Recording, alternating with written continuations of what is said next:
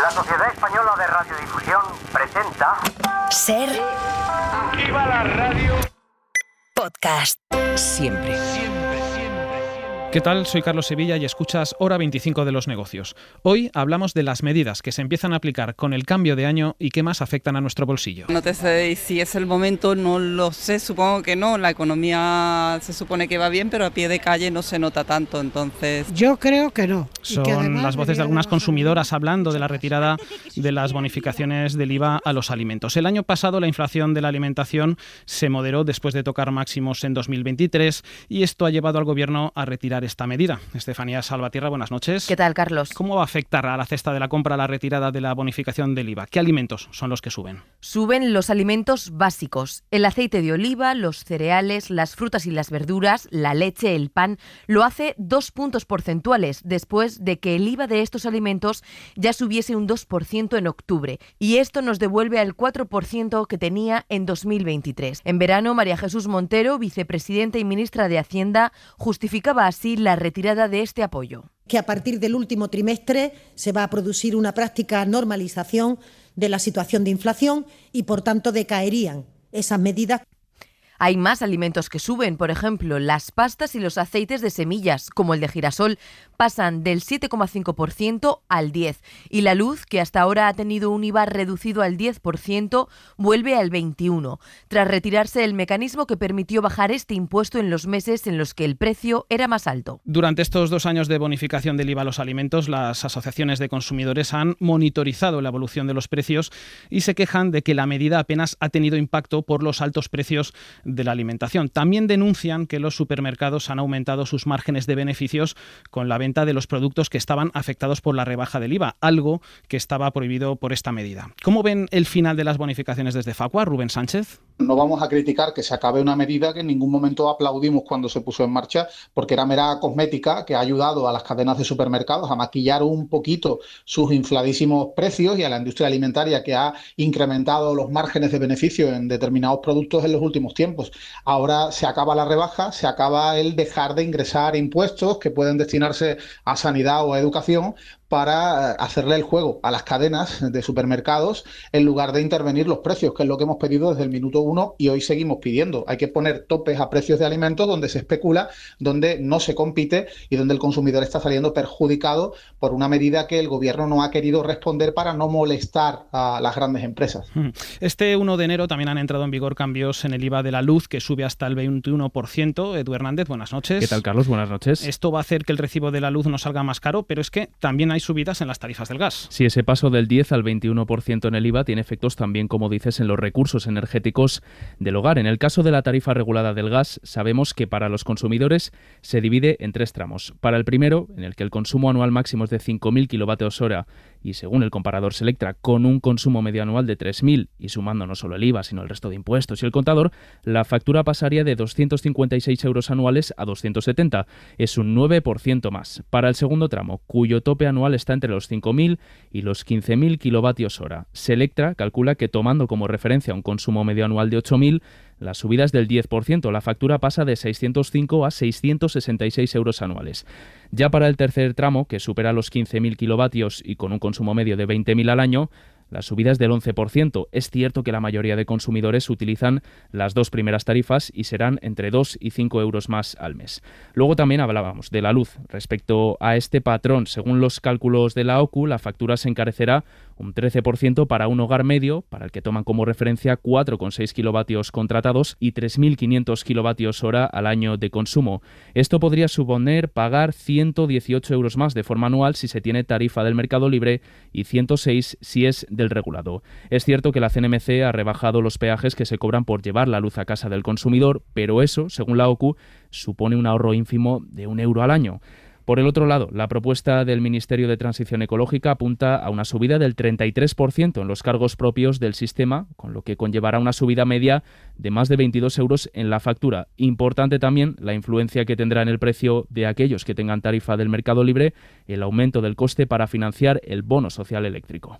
Desde la Organización de Consumidores y Usuarios consideran que el IVA de la luz debería tener siempre un tipo reducido del 10% y creen que el encarecimiento de la tarifa regulada del gas podría hacer que muchos consumidores se pasen al mercado libre. Pero, ¿qué impacto van a tener estos cambios energéticos en el recibo que nos llega a casa? Le preguntamos a Itziar Fernández, portavoz de la OCU. Buenas noches. Muy buenas noches. Efectivamente, aparte de esta subida, este incremento de IVA, también se va a incrementar otro tipo de costes y peajes que va a suponer una media de un 13% más lo que paguemos las familias por este suministro eléctrico, que reducido en cifras va a ser o suponer unos 118 euros más al año lo que paguemos en este 2025 en nuestra factura de la luz.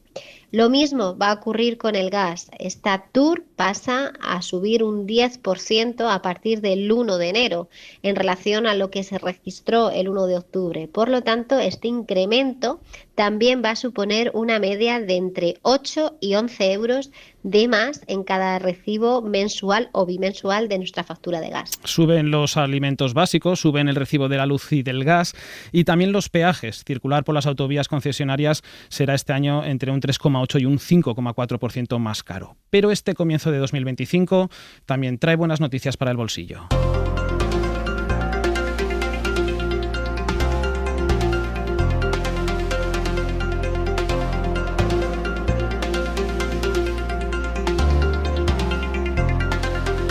Por ejemplo, Estefanía, suben las pensiones contributivas. Sí, suben las pensiones contributivas, pero también lo hacen las no contributivas y las mínimas. Así que por partes. Las pensiones contributivas, cuyos beneficiarios han cotizado a la Seguridad Social y por ello reciben ahora esa prestación, van a ver revalorizada su cuantía en un 2,8% desde este mismo mes. Este porcentaje no es casual, es la media de la inflación de los últimos 12 meses hasta noviembre. Un incremento, recuerda la ministra de Seguridad Social, Elma Saiz, que permite mantener el poder adquisitivo de los pensionistas. Esta subida es una garantía que da tranquilidad a más de 10,3 millones de personas en nuestro país. Son ciudadanos y ciudadanas que han trabajado y cotizado durante décadas y esta subida de la pensión para ellos es justicia social.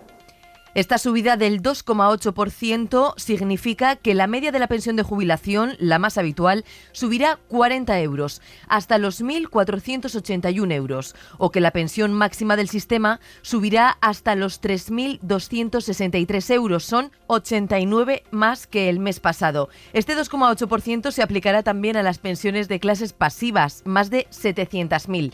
Las pensiones mínimas y las no contributivas también se incrementan. El porcentaje lo decide el Gobierno. Las más bajas del sistema suben un 6% y las no contributivas un 9%, igual que el ingreso mínimo vital. Y también arrancamos el año con cierto alivio para las hipotecas. Sí, porque 2024 se despidió con la mayor rebaja anual del Euribor en 12 años. Este indicador de referencia para la mayoría de hipotecas y créditos variables cerró diciembre con una media del 2,43%. Es un 1,24 menos de lo que marcaba en enero. Si trasladamos el dato a una hipoteca media de 150.000 euros a 25 años, con un diferencial de un punto sobre el Euribor, se verá reducida su cuota en algo más de 100 euros al mes.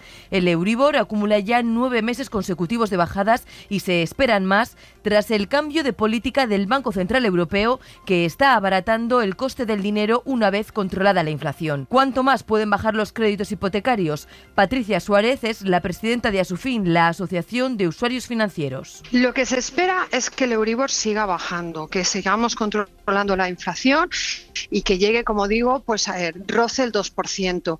Dudo mucho que baje del 2% porque también no nos engañemos, a los bancos le tiene que salir rentable prestar dinero, si no, no hay negocio y la economía no funciona. El Euribor seguirá bajando, pero a partir de ahora los descensos serán más lentos. Además, Edu, de momento se mantienen las ayudas al transporte público. Sí, bueno, el planteamiento del Gobierno ha sido claro, ya lo van anticipando. Esto tiene que terminar en algún momento. Lo dijo en la SER el ministro de Transportes, Óscar Puente. Mi posición, desde luego, es que esa política debe cambiar. La política de gratuidad del transporte público ha sido una política coyuntural que tiene mucho que ver con una situación fiscal de inflación. Pero finalmente tendremos otros 6 meses de descuentos, así que siguen los abonos gratuitos en tren para cercanías, rodalíes y media distancia, en autobús para rutas estatales y el 50% de descuento en buses urbanos y metropolitanos. A partir de julio, pues tendremos un abono único de cercanías y rodalíes por hasta 20 euros al mes, que valdrá para todas las zonas y núcleos. El transporte público será gratuito para menores de 15 años, habrá descuentos de entre el 50 y el 70% para los abonos jóvenes y una rebaja también del 50% para los títulos multiviaje. Lo que sí que se mantiene durante todo este año, este 2025, será el 50% de descuento en los abonos Avant, abonos gratuitos en cercanías Asturias y Cantabria, la gratuidad del transporte público en Baleares y Canarias y la rebaja también del 50% para los alquileres de bicis públicas. Y también se prorrogan las ayudas para comprar coches eléctricos. Sí, este programa se extiende hasta el 30 de junio y también la deducción del 15% del IRPF en la compra de vehículos eléctricos, que estará vigente hasta el 31 de diciembre. Las ayudas, como siempre, dependen del tipo de coche que se quiera comprar y la tecnología que use. Son hasta 7.000 euros en caso de que sean coches eléctricos, aunque si no se entrega un vehículo para chatarrar con al menos 7 años de antigüedad, serán de 4.500. Pero ojo, esto teniendo en cuenta que tienen que tener una autonomía de más de 90 kilómetros en modo eléctrico. Para los híbridos son 2.500 euros de ayuda mínima y 5.000 euros si entregamos un coche para chatarrar. En cuanto a la deducción del IRPF, el máximo es de 3.000 euros sobre una base máxima de 20.000. Vistas las principales novedades que afectan a nuestra economía doméstica en este inicio de año, preguntamos a los expertos. Carles Manera, catedrático en el Departamento de Economía Aplicada de la Universidad de les Illes Balears y miembro de Economistas Frente a la Crisis. Muy buenas noches.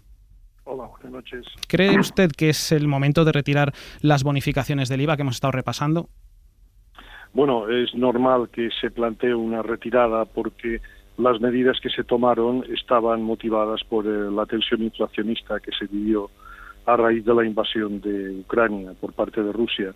Entonces eso, el encarecimiento de los precios de la energía, pues impactó sobre todo el tejido de los precios, y eso colocó la inflación en tasas de 2 dígitos, de más del 10%. Por tanto, todas las medidas que se tomaron por parte de la Unión Europea y por parte del Gobierno iban en la dirección de minimizar al máximo esa tensión inflacionista.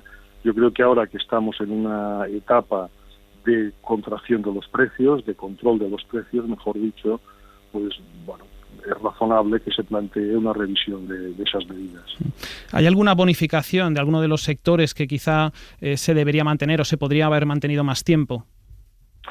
Mira, la bonificación en el transporte público me parece importante porque afecta a colectivos muy diversos y sobre todo a los colectivos más vulnerables. Es decir, tener transporte público para la gente que se traslada por motivos de trabajo, por motivos de estudio, etcétera, pues mantener esa bonificación me parece interesante que se haya mantenido como mínimo 6 meses y que se estudie la posibilidad de prolongarla.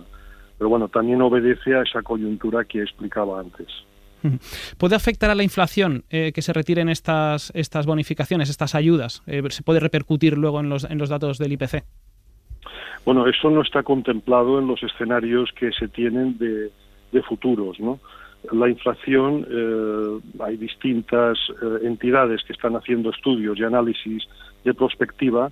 Yo citaré concretamente los trabajos que se están desarrollando en el Banco de España y que hablan de una inflación que estaría en torno al 1,9 o 2%, es decir, estaría en la senda que marca el Banco Central Europeo, de tal manera que las previsiones no son de que haya tensiones inflacionistas con esas medidas. Viendo las bonificaciones que se retiran, lo que nos va a costar más, viendo también ese alivio en ayudas que se mantienen, ¿en su opinión estamos en una cuesta de enero difícil o no es tan difícil teniendo en cuenta el contexto económico internacional o nacional? A ver, es que la cuesta de enero es difícil, no es una noticia. Siempre pasa cada año, es decir, no podemos presentar eso como si fuera una novedad estricta del año 2025.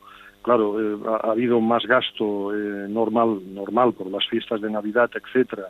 Ha habido más ingresos también por pagas extras, etcétera. Eso ha tensionado el gasto al alza, ¿no? Es normal que ahora pues aparezca una etapa de mayor contracción, de mayor severidad a la hora de gastar y por tanto que efectivamente, que las decisiones de gasto se hagan más difíciles. Eso no me parece que sea asumible o ascribible al 2025, sino que se viene repitiendo año tras año. Escuchábamos al principio del programa a una consumidora que se quejaba de que a pie de calle, digamos que no se nota la buena marcha de la economía española. ¿Por qué cree que no llegan a las economías domésticas estos buenos datos macroeconómicos? Bueno, eso es uno de los grandes misterios de la economía en estos momentos, ¿no? Porque efectivamente los datos macro son muy positivos y cabe decir que algunos de ellos sí que están impactando a nivel microeconómico. Por ejemplo, la subida al salario mínimo pues ha sido muy relevante para muchas familias. Por otra parte, la subida de las pensiones que se han ido subiendo de acuerdo al IPC y que se hizo una subida bastante potente hace un par de años, pues también están mejorando las posibilidades de consumo de la gente, ¿no? Entonces, sí que hay medidas que yo creo que tienen traslación microeconómica. Otra cosa es la percepción subjetiva que puede tener muchísima población y en algunos casos, evidentemente, con datos objetivos, pues que va a la compra y ve que la cesta de la compra pues requiere más esfuerzo presupuestario, ¿no? Pero indudablemente la pregunta que yo creo que cabría formularse es qué impacto tendría eso si no se hubieran tomado las medidas que se tomaron, ¿no? Entonces ahí sí que tendríamos un enorme problema microeconómico a nivel de consumo. Más allá de este cambio de año, de este mes de enero, por ejemplo, poniendo las luces largas, ¿cómo ve la economía española en este 2025? ¿Qué podemos esperar? A ver, la economía española en el 2025 está sometida, a mi entender, a ese principio de incertidumbre que está marcando la economía internacional y que obedece en primer término a lo que acontezca en Estados Unidos a partir de dentro de pocos días, de cuando entre el nuevo presidente, ¿no? Y si cumple con su programa electoral o con una parte de él, que ya sabemos que puede tener pues consecuencias relevantes en términos macroeconómicos, en términos de la propia inflación en Estados Unidos y por tanto impacto en la política monetaria y cómo se puede trasladar eso a otros territorios, ¿no? Particularmente a la Unión Europea, con políticas de aranceles, tanto en Europa como en China, y por tanto reduciendo la apertura comercial. Entonces ahí, en ese escenario, en ese magma, se va a mover la economía española, que no obstante, las previsiones que se están haciendo, teniendo en cuenta también esa realidad que les acabo de describir, pues las previsiones que se están haciendo, si no aparecen cisnes negros muy potentes, pues es de una situación optimista. El Banco de España tenemos unos datos de previsión de crecimiento del PIB del 2,5% para el 2025, un dato de inflación cercano al 2% y una tasa de paro ligeramente superior al 10%. Es decir, son tres indicadores que me parecen de enorme relevancia, si evidentemente se acaban cumpliendo.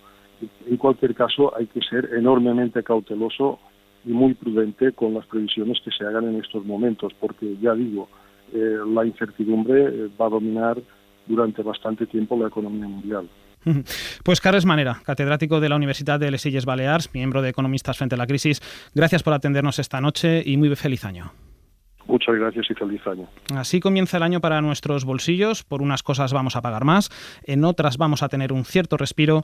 Veremos hasta cuándo nos dura el alivio. Para no perderte ningún episodio, síguenos en la aplicación o la web de la SER, Podium Podcast o tu plataforma de audio favorita.